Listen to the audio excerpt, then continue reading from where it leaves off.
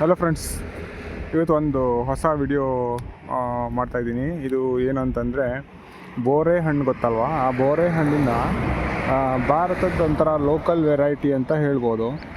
So ಇಲ್ಲಿ ನೋಡಿ ಕಾಣ್ತಾ ಇದೆ, ಈ ಥರ ಇದೆ. ಸೊ ಇದು ಬೋರೆ ಹಣ್ಣನ್ನ ಒಂದು 25% ಸೈಜಲ್ಲಿ ಇರುತ್ತೆ ಸುಮಾರು.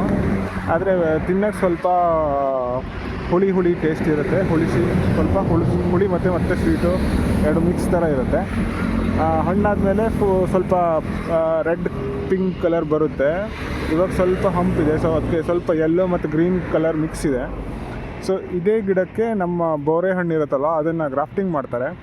ಸೊ ಗ್ರಾಫ್ಟಿಂಗ್ ಮಾಡಿದಾಗ ಕೆಳಗಡೆ ಗಿಡ ಇರುತ್ತಲ್ವ ಅದು ಈ ಗಿಡ, ಮೇಲ್ಗಡೆದು ನಮ್ಮದು ಬೋರೆ ಹಣ್ಣು ಬರುತ್ತಲ್ವ ಅದು. ಸೊ ಇದನ್ನು ನಾವು ಮೊದಲು ಜಾಸ್ತಿ ಯೂಸ್ ಮಾಡ್ತಿರೋದು, ಇವಾಗ ಸ್ವಲ್ಪ ಕಮ್ಮಿ ಆಗಿದೆ.